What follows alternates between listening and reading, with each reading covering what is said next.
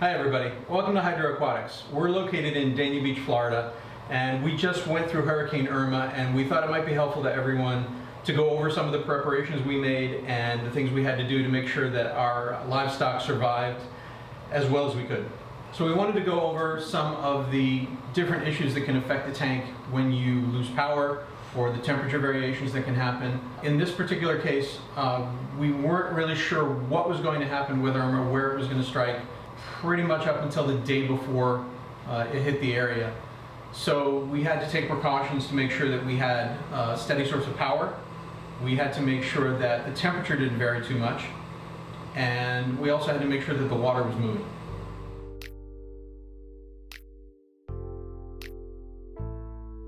The initial preparation we did was making sure that we had a generator that was big enough to run the establishment. We needed to make sure that we had the ability to run all the return pumps for both the coral systems, and we needed to make sure we ran all the return pumps for the fish systems, along with the display that you're seeing behind us. We needed to make sure that that could run steady for 4 to 6 hours per shift, and then all the preparation that was needed for that, the gasoline, the extension cords, the oil that was necessary, extra surge protectors. Yeah, it's important before the storm just to go through and make yourself a checklist of things that you'll need and go over it. Just to make sure that you have everything, think of every scenario. You have to think about problems that you'll have, just not necessarily from not having power, but also the temperature rising. So you have to start to think about your tank temperatures. You have to start to think about any problems with your generator, so you have to have a plan B or plan C. We had a problem with our primary generator. Luckily, we had a friend in the community who helped us, but you always have to have a fallback plan. If you only have one fallback plan, then if it goes, then you're doomed. One of the things you have to make sure of when you're running a generator is before you turn it on, make sure that you've isolated things like sensitive electronics. Things like aquarium controllers require a fairly clean source of energy, and generators, when you first turn them on, can produce a pretty hefty spike. So if you don't have a sine wave inverter or a very clean generator, you run the risk of actually frying your electronics. Yeah, I think we ended up killing 2 pumps and 4 hydras with a bad generator, a Hydra 52. So we killed 1 reef flow, and that was all from 1 generator, just dirty power. So you need to test run these things. Make sure you have a high quality generator. Make sure you're not trying to find one on Craigslist the day before the storm, and just make sure that what you have is good equipment, reputable brand, and save yourself some headache. You know, as it is right now, you know, $2,000 I'll happily pay to get through what we got through. But as for the home hobbyist, that could be quite a bill. So you want to make sure that your generator is nice and clean, or if it's not, go to DC power and make sure you have an inverter to get clean power. As far as keeping the temperature of your tank stable, it's always a good idea to pre-freeze bags or bottles of RO water. If you use RO water and there's a leak in the container, you don't have to worry about doing any damage to your tank. You're basically just topping off the water. And again, plan ahead. You never know how long you're going to be without power, so try and have a decent supply on hand. We're going on 2 weeks with a boil order, and so you need to just plan for a month. After this lesson, we planned for 2 weeks, and that wasn't probably enough. So you definitely want to go with a month of RO and bags that are frozen with RO water that you can use once they melt. The boil alert is when the water that's being fed from the city, it comes back with contaminants and is not safe to drink, and it's definitely not safe to put in your tank. Even though you run it through the RO filters and the sediment and the DI and the carbon, it still does not remove all the Bacteria. Bacteria is a good word to say for that. And on a similar note, always plan ahead for what's going to happen when the power does come back on. You have to remember, if you have any standing water, it can turn anoxic pretty quickly, and if it's introduced into your tank, it can kill the tank. Here in the shop, we have a very large skimmer that was not running during the storm, and we have not turned it on yet because we have to clean it out, empty it of the standing water before we can run water through the system again. In my personal tanks, I have a very small BioCube, and unfortunately I did not take it off power, and when the power came back on, there was enough anoxic water, enough standing dead water in the back of the system that when the power came on and it mixed with the tank, it pretty much killed everything. A quick and amazing solution is your backup battery systems. From UPS devices to Ice Caps battery backups to the Ecotech battery backup systems. You can daisy chain those systems. They're relatively inexpensive and they offer you a great solution for a full day runtime. So somewhere in the $100 range, you can get Ice Cap battery backup and run your gyre or even a return pump for a full day. I use them at home personally. I got a good 12 hours out of it before I had to switch to my generator. So before I even worried about running a generator at my home and running the tank on the generator, I was using the battery backup that had the clean power. There were some local hobbyists that use car batteries as well with a power inverter. The inverter is huge. Now learning that with the power thing, we were so worried about livestock and coral losses and all that, and didn't realize the surge that the generator creates, and losing actual equipment more than we did livestock. I think people were probably getting quadruple the life, if not more, out of the car battery. It just holds a lot bigger charge. I know some people, in talking to them, using the pre-made backup solutions, were only getting 12 hours when they, some of them expected to get 24 hours. But with the car battery, you'll at least get 2 days worth. Another solution is, if you want to go extremely low tech, are clip-on fans and air bubblers from a bait store or from any aquarium store. But your big bait tackle stores will have the good ones. They'll run up to 2 days on 2 D-cell batteries, if not more. So you can have some water movement, and then the biggest thing is air movement, second to water movement, just to keep the tank cool. You'll be surprised how much that works. Without air conditioner here, our building shot up to probably 87 degrees.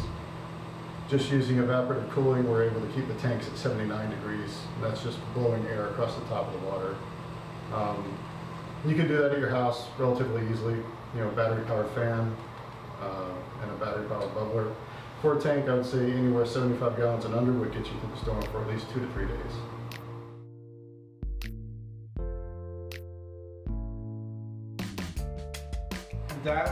We had lost power that Friday already at 9 o'clock at night. We were monitoring it. We had check-ins. Everybody was checking in every half hour, checking the cameras, checking the powers, and we get alerts immediately as soon as we lose power in the building or something goes down. We have a lot of the high-end stuff here that automates the processes that we do. So as soon as we lost power, we started figuring out how are we going to get here and start moving the corals and the fish and running that generator before the big portion of the hurricane came the next morning, and we knew we were going to be stuck in our homes. So once we became meteorologists and learned all the radar maps as fast as we could, we found a window of opportunity to leave at 1:30 in the morning. Excuse me, to leave at 1:30 in the morning, get over here to the store and run the generator as fast as we could, and we get about a 3-hour window. So we basically came here, I relocated all the fish to bigger tanks, moved the ones that were in smaller tanks to the bigger tanks, moved the ones that needed more swimming to the coral vat systems that would actually have water movement, and obviously the fan over them for temperature control. And then all the higher end fish we bagged up and I took to my house. And there's basically, like, again, just to recap that window, there was a window there at 1:30 in the morning where I was able to drive here, that the winds were going to die down to some extent.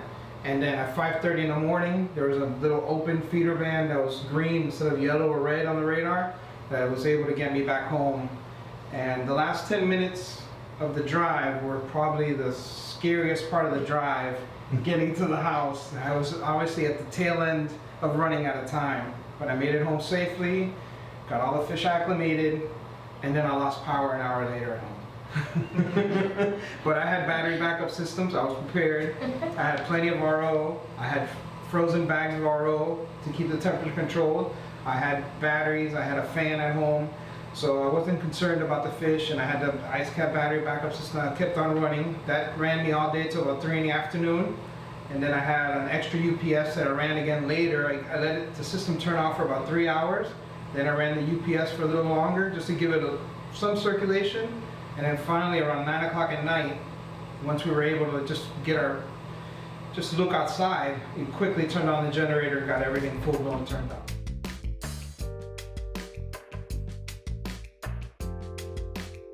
So to be clear, we did have some losses, but that was to be expected.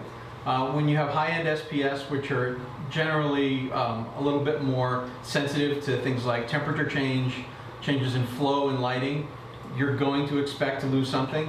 It wasn't as bad as it could have been, and a lot of the pieces that we had issues with in the past actually fared really well in the storm. We had some chalices that, although they were nice, were not as nice as we wanted them to be, and when we came back and brought everything back up to speed, brought the lights back on, they looked great. So it's sort of a mixed bag as far as losing things but gaining things.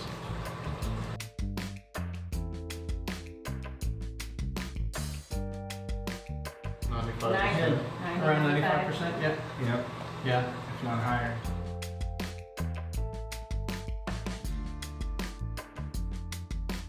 So just to recap, some of the tips that I learned and I used at home and we also used here was having a lot of RO on hand, salt water on hand, frozen RO, using the pumps towards the top of the tank for both air circulation, evaporation, and a fan to keep it cool. Make sure you have a power supply. Make sure you have a backup power supply if you can, and try and isolate only the things that you know are absolutely necessary for keeping the tank running. Don't worry about having a controller on if you're just trying to keep the tank running. Yeah, your primary goal is to keep the return system going. Don't forget batteries. If those air pumps are gonna last you 2 days, on every 2 days you need 2 batteries, calculate that out. Give yourself 2 weeks, give yourself even 3 weeks. Be safe. Go order yourself extra batteries, it won't hurt. And definitely plan out your RO to have 3 weeks worth of RO to top off your tank in case you can't make RO for that time period. And I guess the most important thing for me is to map everything out, lay it out, test run it, make sure that what you're planning will actually work. Have a plan, because in the heart of a hurricane you're not going to be thinking clearly, so have everything ready to go. That way once the hurricane hits and you lose power, it's expected, you switch over to your backup plan and you're running. Plan for at least 2 weeks at least when you're talking about a down tank. Anything longer than 2 weeks, you know, the survival rates are going to drop obviously, but you want to at least give yourself a 2-week window with what your supplies are on hand and plan to just be at this for 2 weeks. I mean, there's some people here who still don't have power and Irma hit a week ago, so. Try to minimize the stress on your livestock. If you're worried about something happening in your home and you have advance notice, I would say it's okay to move the fish to a safe location. Otherwise, don't touch anything. The more you stress the fish, and then you add on top of that the loss of power, the loss of light, pressure changes, pH changes, all of those things are going to stress your fish. So try to be as nice as you can. Fish are our friends. And don't stress out your tank. Special thanks to the Aficionado channel for coming to shoot this video. Also a shout out to reefs.com for hosting, great forum. And also 2 special thank yous. Johnny Ugaldi for coming and fixing our generator at 12 at night. Big thank you to you, Johnny. And to Matt Jurgensen for loaning us a backup generator when we thought our first generator was going to fail. Loaned it to us, brand new in the box, wasn't even home. 15 gallons of fuel, and that's what we can, you know, say we have one of the best reefing communities there is here in South Florida. Yeah. So for myself, this is Robert, these are my partners. Cheryl. Ian. And Hector, We thank you for watching this video, and have a blessed day.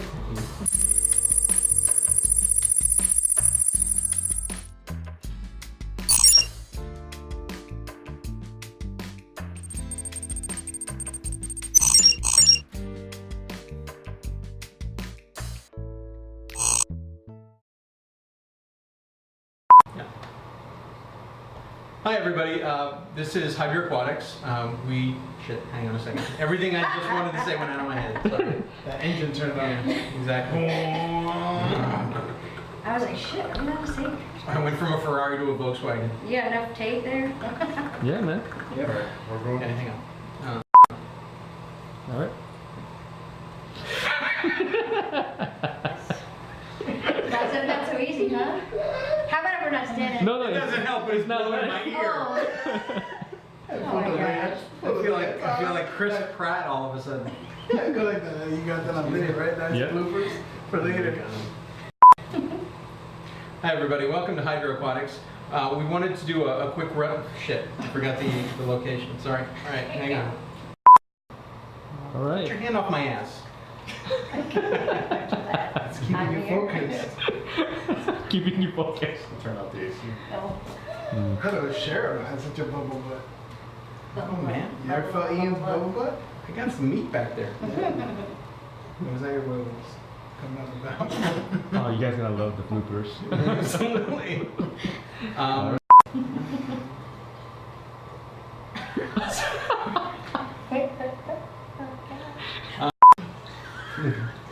Damn it. That was actually pretty good.